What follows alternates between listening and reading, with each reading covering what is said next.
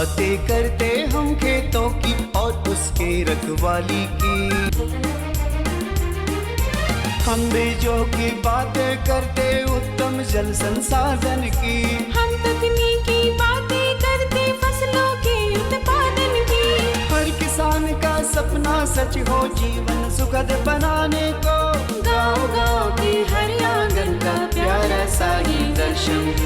कृषि दर्शन, कृषि दर्शन, कृषि दर्शन, कृषि दर्शन, कृषि दर्शन, कृषि दर्शन, कृषि दर्शन, कृषि दर्शन। किसान भाई बहन में नमस्कार, जोहार। कृषि दर्शन कार्यक्रम में रौरेमन का बहुत बहुत स्वागत है। किसान भाई बहन मन जैसन के रौरेमन जानी ला कि हर हफ्ता हम रौरेमन ले नवा और बेस जानकारी लेके आवेला। आज भी हम रौरेमन ले नवा और बेस जानकारी लेके आई। बाकी किसान भाई बहन मन जानकारी लेवे कर आगे चलू हमरे देखा थी कृषि समाचार।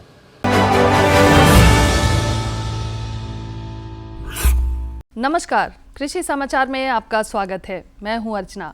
आइए देखते हैं आज कृषि समाचार में क्या है खास। झारखंड बिरसा हरित ग्राम योजना है लाभकारी। जल संकट से निपटने के लिए बनाया गया है जल शक्ति मंत्रालय। छोटे भूभाग में जुताई के लिए उत्तम है मिनी पावर बीडर। राज्य में किसानों को आत्मनिर्भर बनाने के लिए झारखंड बिरसा हरित ग्राम योजना चलाई जा रही है। इस योजना के अंतर्गत राज्य के लगभग 2 लाख एकड़ भूमि पर फलदार वृक्ष लगाने का लक्ष्य रखा गया है। यानी प्रत्येक जिले में लगभग 1400 एकड़ भूमि पर झारखंड बिरसा हरित ग्राम योजना के तहत आम, अमरूद, नींबू सहित अन्य फलदार पौधे लगाकर बागवानी किया जाएगा। इस योजना से लाभुक किसान परिवारों को 3 वर्ष बाद 50,000 रुपए की वार्षिक आय प्राप्त होगी।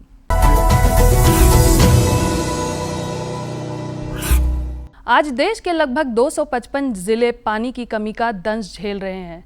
इस जल संकट से निपटने के लिए भारत सरकार ने जल संसाधन नदी विकास मंत्रालय और पेयजल एवं स्वच्छता मंत्रालय को विलय कर जल शक्ति मंत्रालय का निर्माण किया है।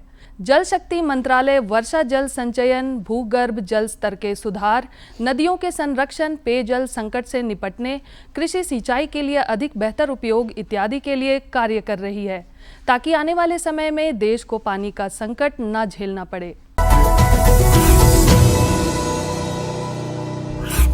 स्वर्ण लालिमा, स्वर्ण नवीन, अर्का आभा और अर्का आलोक ये टमाटर के उन्नत प्रभेदों में अच्छे माने जाते हैं। टमाटर की फसल लगाने के इच्छुक किसान इन किस्मों को लगाकर लाभान्वित हो सकते हैं। ये किस्में गुणवत्ता युक्त और बेहतर उपज देने में सक्षम है। स्वर्ण लालिमा, स्वर्ण नवीन, अर्का आभा और अर्का आलोक ये सभी टमाटर के प्रभेद अच्छा उत्पादन देने में सक्षम है। ये प्रभेद मुख्य रूप से खरीफ में लगाने योग्य होते हैं। इनके बुआई के लिए 500 से 600 ग्राम बीज 1 हेक्टेयर भूमि के पर्याप्त होता है। सिंचाई निकाय और आवश्यक उर्वरकों के प्रयोग कर इन प्रभेदों द्वारा प्रति हेक्टेयर टमाटर की 200 से 250 क्विंटल उपज प्राप्त की जा सकती है। जिन किसान भाइयों ने सोयाबीन की फसल लगा रखी है, उसमें वर्तमान अवस्था में रस चूसने वाली सफ़ेद मक्खी लगने की संभावना रहती है, जो कि पत्तियों का रस चूसकर फसल को बहुत नुकसान पहुंचाती है।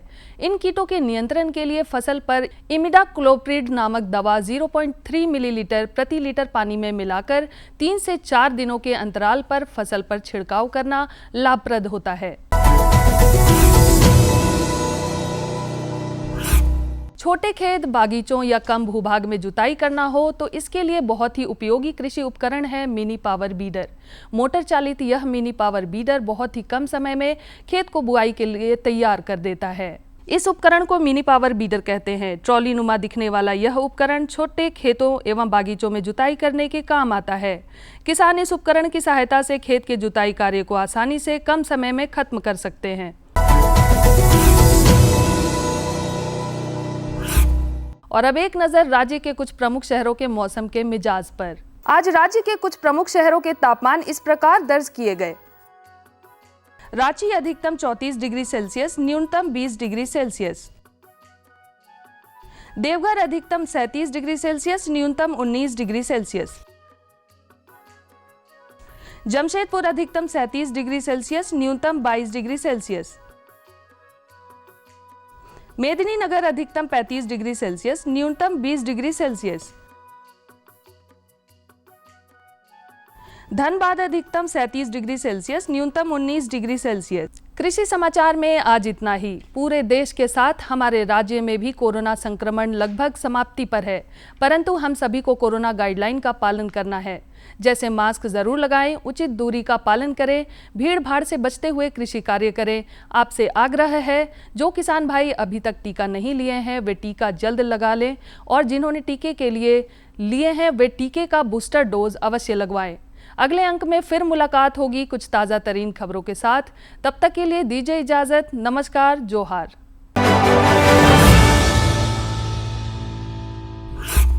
किसान भाई बहन मन, कृषि समाचार में रहो मन तकनीक कर बारे में, उपकरण कर बारे में, मौसम कर हाल कर बारे में और कृषि संबंधी नवा जानकारी मिलल। एखन बेरा हो जा है एक छोटा सा विराम के। हम विराम के बाद घूर के आवा थी और रहो मन के जानकारी देवा थी।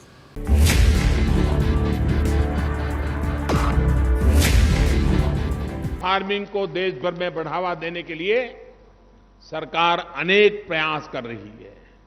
इसके लिए परंपरागत कृषि विकास योजना के तहत काम किया जा रहा है। न सिर्फ ऑर्गेनिक फार्मिंग को बल दिया जा रहा है, बल्कि उसके लिए वैल्यू एडिशन और मार्केट की व्यवस्था। इन पारंपरिक जैविक क्षेत्रों को जैविक प्रमाणीकरण सुलभ कराने हेतु पीजीएस के अंतर्गत लार्ज एरिया सर्टिफिकेट का प्रावधान किया गया है। इस प्रक्रिया की विशिष्टता ये है कि इसमें प्रमाणीकरण मात्र 2 से 3 महीनों में हो जाता है, जबकि सामान्य परिस्थितियों में इसमें 2 से 3 वर्ष का समय लगता है। अंडमान निकोबार केंद्र शासित प्रदेश के कार निकोबार एवं नैन काउरी द्वीप समूह देश के सर्वप्रथम ऐसे प्रमाणीकृत जैविक क्षेत्र हैं। अभी हाल ही में संपूर्ण लक्षद्वीप को जैविक खेती के रूप में प्रमाणित किया गया है। वर्ष 2016 में सिक्किम राज्य पूर्ण जैविक कृषि राज्य के रूप में प्रमाणित हो चुका है। सुदूर उत्तर में हिमालय श्रृंखला के बीच स्थित लद्दाख ने भी पूर्ण जैविक के लक्ष्य की ओर बढ़ना शुरू कर दिया है। जैविक उत्पादों को बाजार सुलभ कराने तथा किसानों की उपभोक्ताओं तक पहुंच बनाने के लिए एक समर्पित जैविक खेती पोर्टल भी बनाया गया है। जैविक खेती पोर्टल के जानकारी मंच और विपणन मंच के माध्यम से किसानों को उच्च गुणवत्ता उत्पादन तथा बाजार उपलब्ध कराया जा रहा है। आशा है देश के सभी राज्य अपने जैविक क्षेत्रों का विस्तार करेंगे और देश में जैविक कृषि क्रांति को मजबूत करने में योगदान देंगे। जैविक उत्पादों की देश और विदेशों में बढ़ती मांग तथा जैविक उत्पादों का बढ़ता बाजार, किसानों की उपभोक्ताओं तक पहुंच तथा जैविक एफपीओ द्वारा जैविक कृषि व्यापार में भागीदारी हमारे किसानों को अपनी आय बढ़ाने का अवसर दे रहा है। पिछले 5 वर्षों में जैविक कृषि उत्पादों का निर्यात दोगुने से अधिक बढ़कर 7,000 करोड़ रुपए से अधिक का हो गया है और इसमें प्रतिवर्ष 20% से अधिक की वृद्धि हो रही है। उम्मीद है पारंपरिक क्षेत्र के किसान भी इस बढ़ते बाजार से लाभान्वित होंगे और जैविक कृषि आंदोलन को आगे बढ़ाएंगे। किसानों की मुस्कान समृद्ध हिंदुस्तान की है पहचान।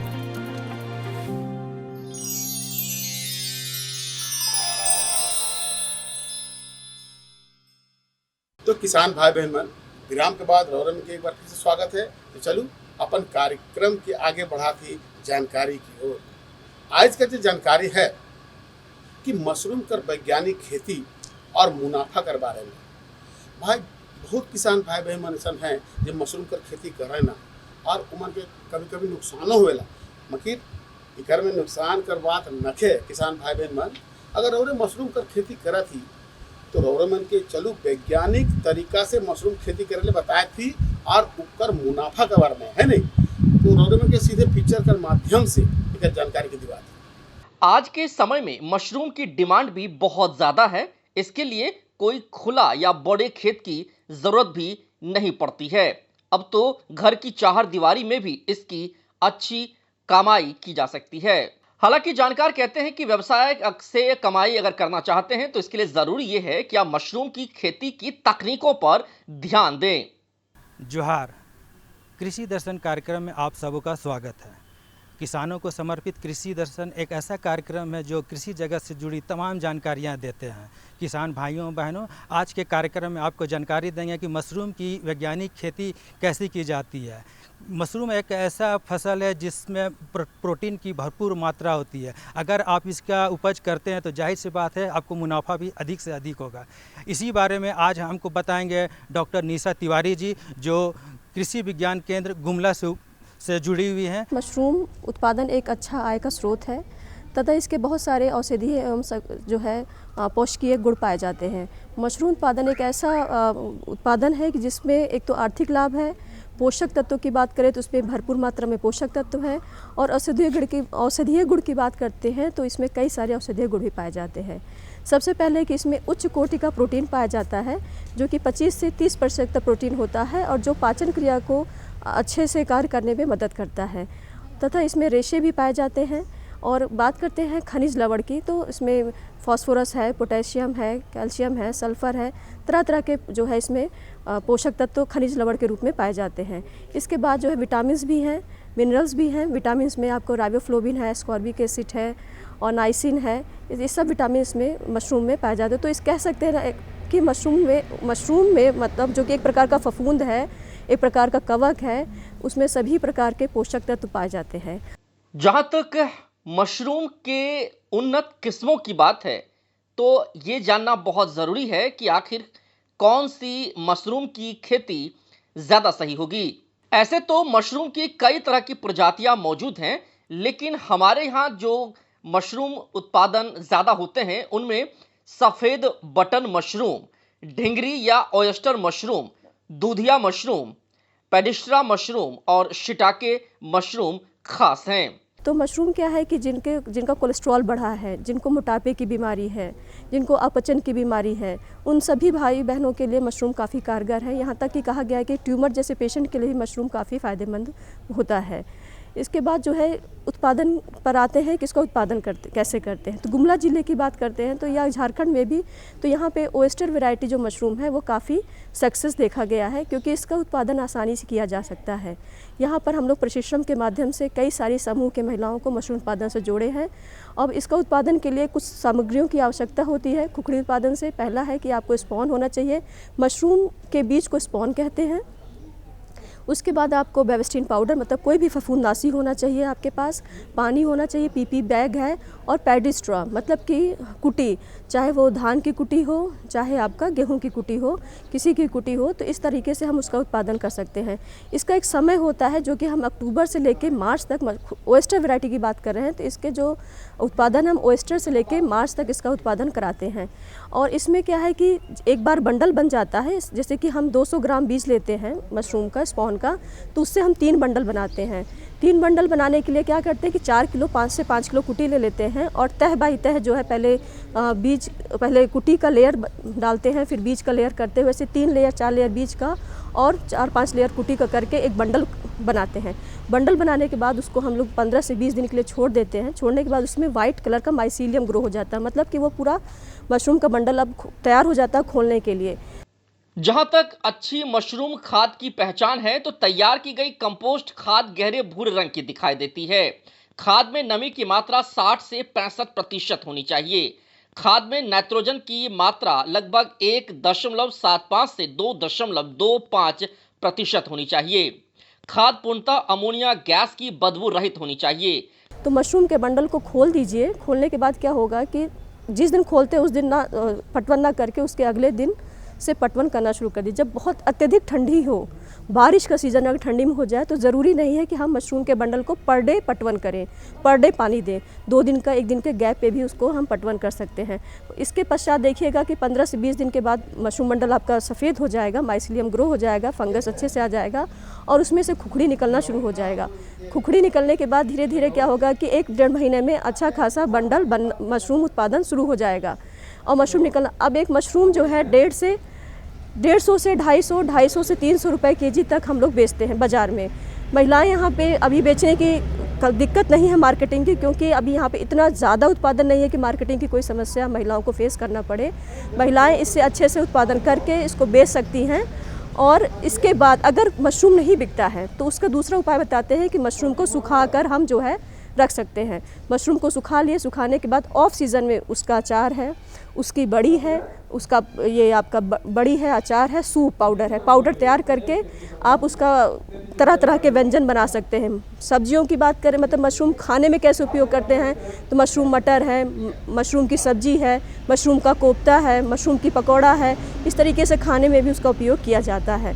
जानकार कहते हैं कि वैसे अलग अलग इलाकों में अलग अलग तरीके से भी मशरूम की खेती की जा सकती है, लेकिन जो प्रसिद्ध विधि है उसको अपनाकर अधिक से अधिक कमाई की जा सकती है। अगर हम बात करें, एक बंडल की बात करते हैं तो इसका जो बेनिफिट कॉस्ट रेशियो देखते हैं, तो बेनिफिट कॉस्ट रेशियो ऐसा है कि अगर किसान भाई 1 रुपये लगाता है तो 2 से 3 रुपये, 3 से 4 रुपये तक कमा सकता है। तो इसलिए कह सकते हैं कि इससे दुगुनी, वही बताया कि मशरूम उत्पादन से किसान भाई दुगुने से तिगुनी आय कमा सकता है।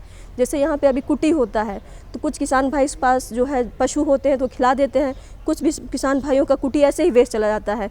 तो कुटी को 1 से 1.5 इंची काट करके, और अब कुटी खरीदना भी नहीं है और घर में रह के आराम से उसका उत्पादन कर दिए। एक बार बंडल बना दिए, 100-200 बंडल, 500 बंडल बना दिए अपना, फिर कुछ दिन के लिए, 20 दिन के लिए छोड़ दिए, फिर उसको एक बार में पटवन कर देना है। पटवन करने के बाद फिर वो फ्री हो गए, अपना काम करते रहे। हाँ, तुड़ाई करते वक्त एक विशेष बात का ध्यान देना चाहिए कि कभी बंडल से मशरूम को खींच के नहीं तोड़ना चाहिए, घुमा के तोड़े, और मशरूम का कोई पार्ट उसमें नहीं छोड़ देना चाहिए, बंडल में नहीं रहना चाहिए। अगर मशरूम का पार्ट कोई बंडल में रह जाता है तो धीरे धीरे वो ख़राब होने लगता है, गलने लगता है और बंडल को ख़राब कर देता है। इसलिए मशरूम को बंडल से घुमाकर अच्छी तरह से तोड़ना चाहिए। चलो अपन कार्यक्रम के आगे बढ़ाते दूसरी जानकारी ये है कि गर्मी कर दिन में दुधारू पशु मन कर उचित पोषक तत्व कर बारे में। तो गर्मी तो रोज मन देखा थी कि एकदम चरम सीमा पर है। आदमी मन के तो गर्मी लगबे खराब है, तो पशु पक्षी मन के भी गर्मी लगेला। और साथ साथ मन कर आहार कर बारे में सोचना है, तो मन कर उचित पोषक तत्व तो भाई हरा चारा होबे करेला, और उकर साथ कौन कौन सा मन के उचित पोषक तत्व देना है ताकि हमारे कर दुधारू पशु स्वस्थ रहे, बीमार ना पड़े और बेस से दूध देवे, है नहीं। तो चलो इकर जानकारी वास्ते रौरे के सीधे ले चला थी हमारे के जो विशेषज्ञ साहब हैं उनके से जानकारी दी बात थी। आज हम यहाँ पहुँचे हैं बिरसा कृषि विश्वविद्यालय और यहाँ के पशु वैज्ञानिक डॉक्टर संजय कुमार जी हैं। आइए उनसे हम जानते हैं गर्मी के मौसम में दुधारू पशुओं की देखभाल किस तरीके से करें। सर, आपका हमारे कार्यक्रम में बहुत बहुत स्वागत है। गर्मी का मौसम आ गया है, खास करके दुधारू पशुओं में काफ़ी ज़्यादा समस्या आती है, और इसमें हम लोगों के पशुओं के खान पान, उसके रहने का आवास, पानी की समस्या, क्या देना चाहिए, बहुत सारी बीमारी आती है, तो उनसे कैसे करें, लू लगने की समस्या आती है, तो उससे अपने पशुओं को कैसे हम बचाएं, चारे के लिए जो हम लोग खुले में छोड़ते हैं तो उस समय कैसे करें, तो ये सारी बिंदुओं पर उसको ध्यान करें। अब एक एक करके हम लोग चर्चा करते हैं। सबसे पहला जो बात आती है उसके रहने का आवास जो होना चाहिए आपका पूरा उत्तर दक्षिण की दिशा में होना चाहिए, और जो खिड़की है और दरवाज़ा है उसमें दोपहर के समय में आप जूट से उसको ढक दें ताकि जो गर्म हवा वो हमारे पशुशाला के अंदर ना आए। तो किसान भाई इसको ये ध्यान रखेंगे। अगल बगल अगर कोई पेड़ पौधा है तो उसका आप टहनी वगैरह उसको अच्छा से करते हैं ताकि छायादार रहे। जो अगर पशुशाला आपका छत जो है एस्बेस्टस टीना का है तो उसके ऊपर आप पुआल वगैरह दे के उसको ठंडा रखें छत को, या एस्बेस्टस का भी है तो उसके ऊपर ठंडा रखें। खास करके जो दुधारू पशु होते हैं वो विदेशी नस्ल का होती है जो कि ठंडे मौसम की है, और हमारे यहाँ का मौसम गर्म हो रहा है तो इसमें प्रॉब्लम आती है, समस्या आती है। तो पशुओं को ठंडा रखने के लिए उसको अंदर में कूलर हो गया, पंखा हो गया, इस सब की व्यवस्था करना चाहिए। रोशनदान आपका कंप्लीट होना चाहिए ताकि जो हमारा गर्म हवा है वो आपका बाहर निकल रहे और अंदर जो है आवास जो है वो ठंडा रहे। तो आवास में हमको इस सारी बिंदुओं पर आपको ध्यान देना चाहिए। अब आती है बात की उसकी पीनाने के लिए, जो हम लोग एक बोलते हैं कि पशुओं को लगभग 60 से 70 लीटर पानी प्रत्येक दिन उसको पीने के लिए चाहिए, है ना। तो आपको पीने के लिए पानी, ठंडा पानी, साफ पानी उसको दें ताकि वो पर्याप्त मात्रा में पानी पी सके, और कम से कम 3 से 4 बार उसको पानी के लिए पशुओं को देना चाहिए ताकि वो प्यासा न रहे। क्योंकि इस समय ऐसा एक्चुअली होता है क्या है कि हमारा गर्मी का मौसम चूँकि बाहर है तो बहुत ज़्यादा वाष्पीकरण के थ्रू नाक के द्वारा या लार के द्वारा पानी जो है वो बाहर निकलते रहता है। तो पानी पर थोड़ा सा ज़्यादा फोकस होना चाहिए, पशुपालकों को ध्यान देना चाहिए। कम से कम 60 से 70 लीटर प्रत्येक दिन चाहिए। उसके बाद आती है कि चूँकि शरीर भी गर्म हो रहा है तो शरीर को ठंडा रखने के लिए कोशिश करना चाहिए कि कम से कम एक नहीं तो कम से कम 2 बार उसको ज़रूर से ज़रूर 2 बार उसको बदन को नहलाए और ठंडा पानी से पोंछे, ताकि जो उसका एक जो सुचारू क्रिया है, फिजियोलॉजिकल एक्टिविटीज़ है बॉडी का, वो नियंत्रित रहे, उसमें कोई परेशानी ना हो। जहाँ तक खाने की बात है तो पशुपालकों को चाहिए कि इस समय जो है वो अधिक ऊर्जा देने वाले जैसे अनाज हो गया, खल्ली हो गया, चोकर हो गया, इसकी मात्रा बढ़ाएं। और जो रेशेदार खाना है जैसे भूसा हो गया, पुआल हो गया, इसकी मात्रा को थोड़ा सा नियंत्रित करें, ताकि पशु को जो पर्याप्त मात्रा में उसका एनर्जी भी हमारा वेस्टेज नहीं हो रहा है, होना चाहिए। और जो आहार होता है उसमें आप जो 2 से 3% मैक्सिमम आपको इसका वसा की मात्रा होना चाहिए। एक चीज़ और है, पशुपालकों को यहाँ पर चाहिए कि आपके पशुओं को वो खनिज लवण मिनरल मिक्सचर कम से कम 30 से 40 ग्राम ज़रूर से दें, है ना। खाने में उसके आहार में नियमित रूप से अगर 50 ग्राम नहीं दे रहे हैं तो 40 ग्राम तो ज़रूर उसको प्रत्येक दिन दें, ताकि और उसके जो खनिज लवण में सोडियम और पोटासियम की मात्रा पर्याप्त होना चाहिए, क्योंकि जो पसीना निकलता है उसमें हमारा सोडियम आयन और पोटासियम आयन ये हमारा अत्यधिक निकलता है, जिसके चलते उसकी जो शारीरिक क्रिया होती है वो बहुत हद तक प्रभावित होती है। तो इस चीज़ का आपको ध्यान देना चाहिए पशुपालकों को। डॉक्टर साहब ने बताया कि आहार व्यवस्था कैसे होनी चाहिए, उनका रखरखाव किस तरीके से करना चाहिए, और आपने ये भी बताया कि भारत में जो दुधारू नस्ल की जो गाय होती है, कहीं कहीं विदेशी नस्ल की गाय है, उनको ठंडा पसंद है, गर्मी में कहीं ना कहीं वो काफ़ी प्रभावित होती है। गर्मियों के मौसम में कहता है गाय काफ़ी हाँफने लगती है, उनके मुँह से काफ़ी लार निकलने लगता है, जिससे वो बीमार पड़ जाती है। दूध जो लैक्टेशन कहते हैं, जो दूध देने की जो ये होती क्षमता होती है, कहीं ना कहीं प्रभावित होती है, कम हो जाती है। तो दूध निरंतर एक समान बना रहे ताकि जो पशुपालक बहन को आर्थिक नुकसान कम हो, इसके लिए क्या करना चाहिए? जी, आपने सही बोला कि जो गर्मी के मौसम में है, जो लू लगने की समस्याएं अपने काफ़ी देखी जाती है। गर्म हवा है और वो हमारे शरीर को नुकसान पहुंचाता है। तो ठंडे जगह पर रखें, 2 से 3 बार उसको नहलाएं और बदन को पोंछें। उससे खास करके जो सिर का पोर्शन है उसको ठंडे पानी से भिंगा करके उसको पोंछें।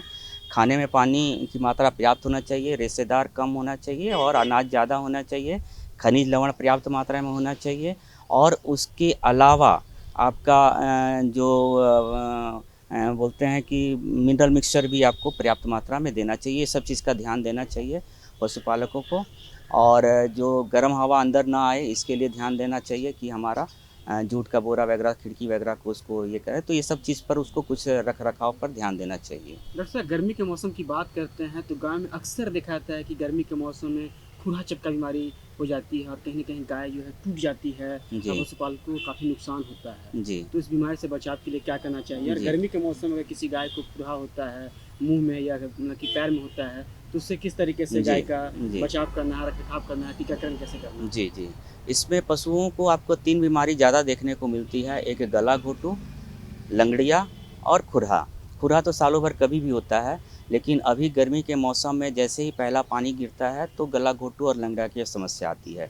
तो इन तीनों बीमारी में, जैसे गला घोटू की हम बात करें तो गला फूल जाता है, खाना पीना पशु बंद कर देता है, बुखार हो जाता है, सुस्त हो जाता है, एक तरफ खड़ा रहता है और गला फूलने के चलते सांस की नली दबती है और सांस लेने में कठिनाई के कारण पशु मर जाता है।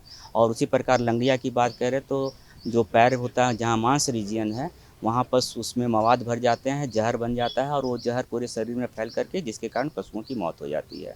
और खुरा तो ऑब्वियसली आप लोग जान ही रहे हैं, जिसमें कि हमारा पशु की उत्पादन क्षमता काफ़ी कम जाती है। तो इन चीज़ों से बचने के लिए गला घोटू, लंगड़िया और खुरा से बचने के लिए, तीनों के लिए आप बरसात से पहले टीकाकरण जरूर करा लें और ये टीका हमारे पशु अस्पताल में पर्याप्त मात्रा में मौजूद रहता है।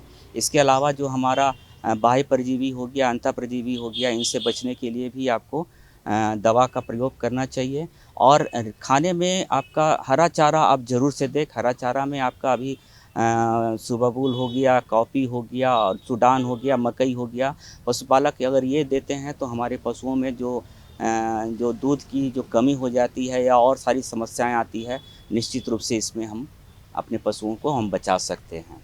तो देखो आज जे रौरे के दुयो जानकारी दिली बहुत सुंदर है नहीं। अरे भाई तुम इसने कही रौरमन के कि अगर कोई जानकारी चाहिए या रौरमन को कोई जानकारी देवे के है तो पता के लिखो। पता है कार्यक्रम कृषि दर्शन द्वारा केंद्र निदेशक दूरदर्शन केंद्र रातुर रांची और पिन कोड संख्या है 834001। तो आज रौरमन मनोज वर्मा के इजाजत दो, मकिन यह दिना और यह बेरा नवा जानकारी साथ और उपस्थित हो। तब तक नमस्कार, जोहार। हम बीजों की बातें करते उत्तम जल संसाधन की, हम तकनीकी बातें करते फसलों के उत्पादन की। हर किसान का सपना सच हो जीवन सुखद बनाने को, गाँव-गाँव की हर आंगन का प्यारा सा ये दर्शन। कृषि दर्शन, कृषि दर्शन, कृषि दर्शन, कृषि दर्शन, कृषि दर्शन, कृषि दर्शन, कृषि दर्शन, कृषि दर्शन।